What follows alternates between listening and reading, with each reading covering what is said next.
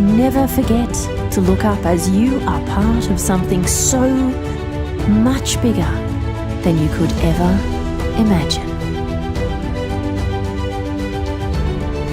I'm Dr. Jules, and you're with Real Stuff Channel.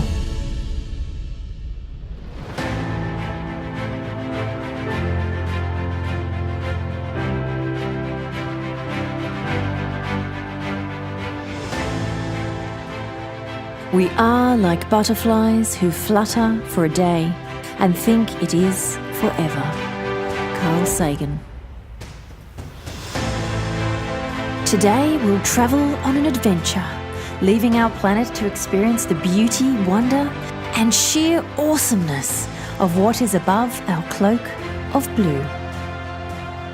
The solar system, part of our Milky Way.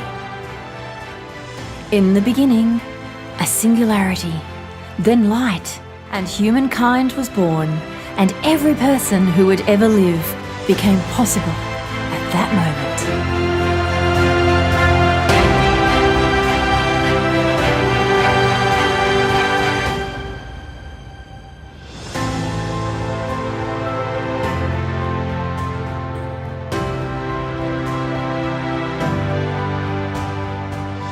And we are the cosmos made conscious, and life is the means by which the universe understands itself. Brian Cox. Hi everyone, this is Nigel speaking, and I'm really sorry to interrupt the video. Well, actually, I'm not sorry at all. I'm here because I was tethered in space. If you watched the last video on Why is the Sky Blue, management and Dr. Jules tethered me in space for 4 days, and I had to hold my breath for 4 whole days. And they didn't rescue me. It was the International Space Station. Thanks, guys. And anyway, I want to say that I'm working with my therapist at the moment. The flashbacks have almost stopped now, but my main message today isn't all about me. It's about the fact that you think you're watching a film about the solar system, but Dr. Jules, she just goes on and on and on and on and on, and it's really annoying because she does big picture things population and why are we here? And I don't know if anyone actually cares, to be honest. But I was just saying, I'm just warning you all that if you continue watching, she's gonna make you think. And that really hurts. Anyway, I don't know about my contract at the moment because, there's still 384 episodes that I'm supposed to be in, and she just doesn't recognise my potential. So I'm just going to go and have a think. So anyway, I'm sorry to interrupt. Still not sorry. And you've been warned. Its beauty is awesome, and its scale unimaginable. And the most important thing? To not stop questioning. Albert Einstein.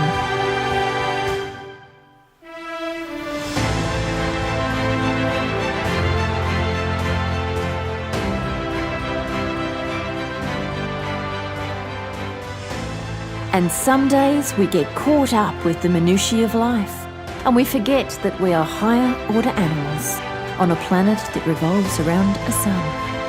We must never forget.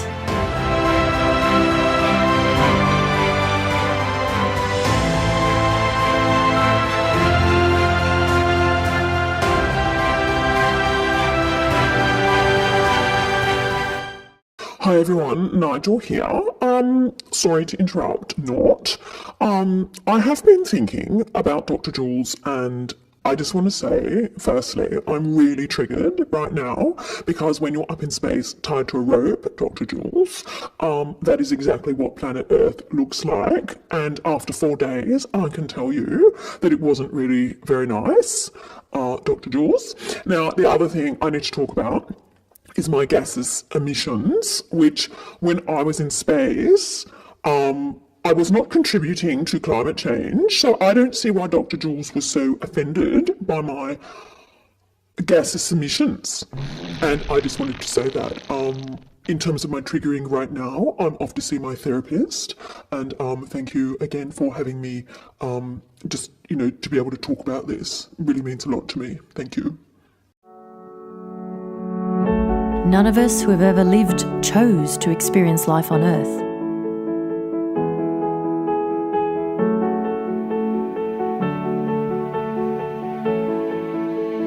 We are birthed, and as we open our eyes, we are told that we are human. We try to make sense of being human for most of our lives. We learn, we work, we raise families of our own, and as we grow old, we accept the inevitability and finality of death.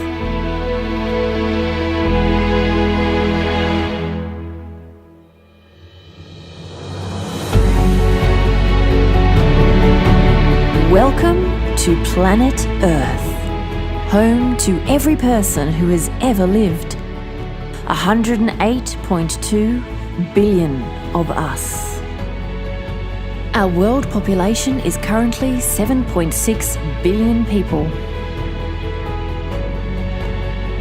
Our population increases at a staggering 200,000 people per day. In 1 year, 75 million more humans will inhabit our planet. And if we don't limit our population growth, the natural world will. David Attenborough. Hello, darlings. This is Pamela. I'm Dr. Jules's bestie, and I was asked to come in and just support her because Nigel was being so horrible. I don't have any words, though. I find it difficult sometimes to find words. But I guess I should try. I'm really thinking, I suppose the planets, I suppose we know they're up there, but we can't see them, so I don't tend to think about them much. And in terms of population, where I live, there aren't many people. I don't know, I never have a problem getting a seat at my cafe. So that's the best I can do for now. I do support her in her YouTubing, so keep listening to her. Thank you.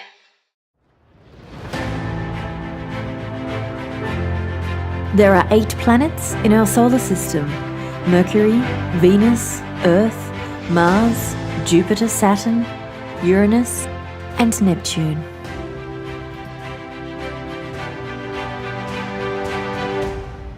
Our Sun is a star, one of approximately 100 billion in our Milky Way galaxy. Scientists believe there could be up to 200 billion other galaxies in our universe, and that means that there are more stars in the universe than grains of sand on all the beaches on planet Earth. Our moon is the natural satellite of the Earth. Astronomers think our moon was born after a Mars-sized body slammed into the early Earth.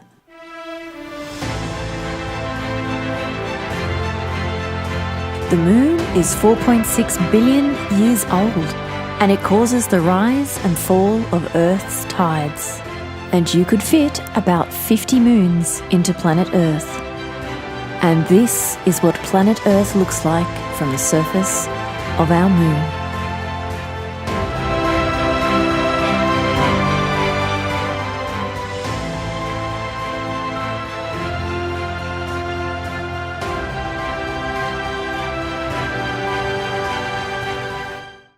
So much universe and yet so little time.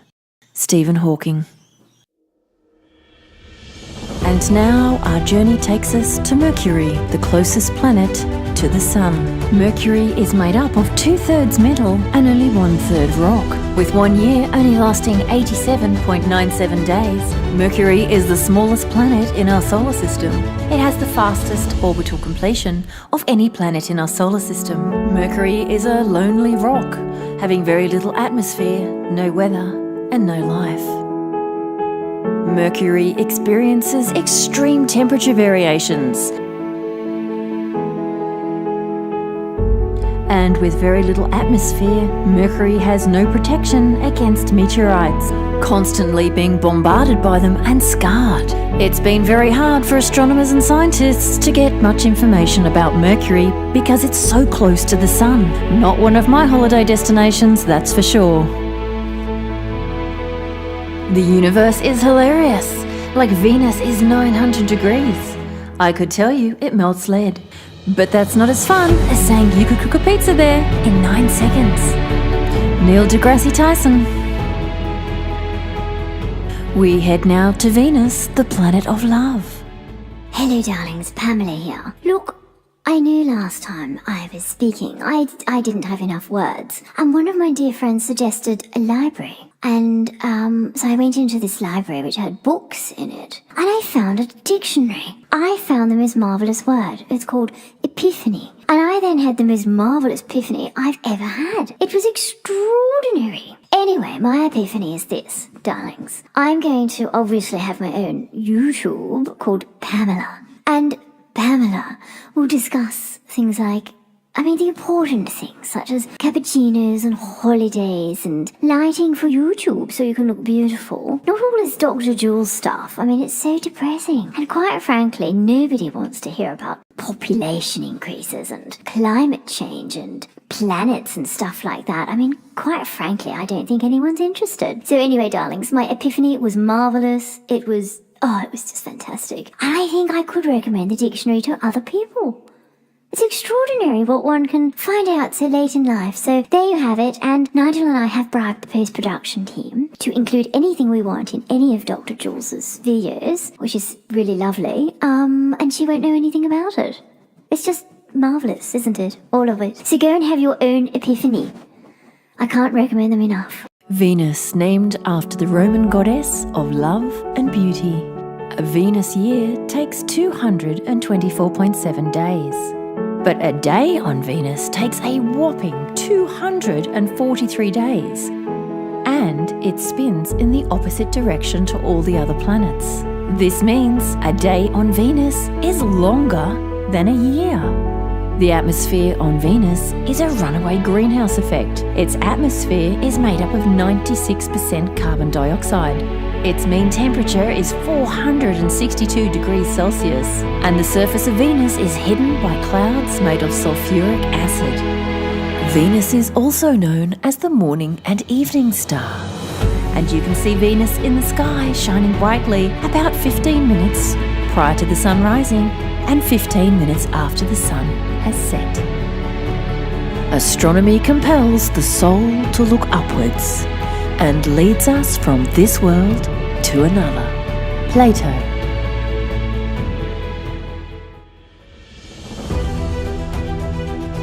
Mars is the fourth planet from the Sun and the second smallest planet in our solar system after Mercury. Mars is named after the Roman god of war due to its blood red colour and is often referred to as the Red Planet. This colour is due to the red oxide on its surface. A Martian year lasts 687 days. That's almost the equivalent of 2 Earth years. The Martian atmosphere is very thin. It's made up of 95.3% carbon dioxide. And just how long is a day on Mars? Well, it turns out it's slightly longer than a day on Earth. Its average temperature, though, is a very chilly -27 degrees Celsius. Mars can experience incredible dust storms that can last months at a time. And there's a race to get to the surface of Mars and colonize it. The Mars Exploration Program, run by NASA, aims to explore Mars and provide us with scientific information. Its goal is to send human beings to Mars by the 2030s. Presently, NASA has a rover called Curiosity on the surface of Mars. Curiosity is analysing Mars and makes its way slowly across the Martian surface, taking some pretty amazing photographs as it does.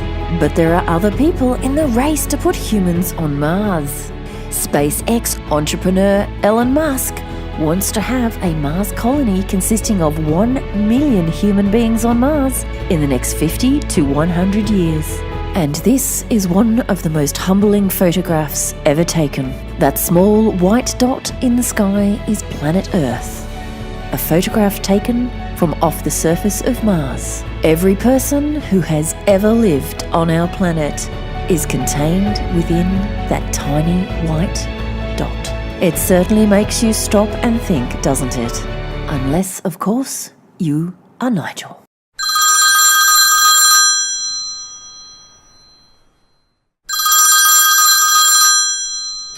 Hi everyone, it's Nigel here. I'm just calling you from my safe space. I really wanted to talk to you about my gaseous emissions because I was this is really difficult for me. I was born with a lack of intestinal gut flora, I think, yeah. And anyway, they get very cross, and so they explode from me, and that's what causes these gaseous emissions that Dr. Jules just doesn't have any sympathy for, and I feel really traumatized because of this. And my therapist has found me this safe space, and so I'm going to meditate and see if I can calm my flora down in my intestines.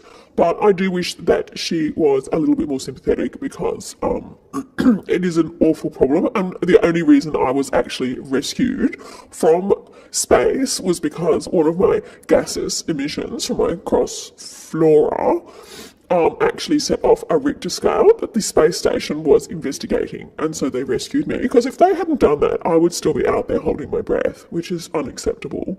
So I'm going to stay in my safe space now, away from Dr. Jules's microaggressions, and I will see you all in the next video, which I believe is part 2. Thank you again for allowing me to vent my angst to you all. Thank you.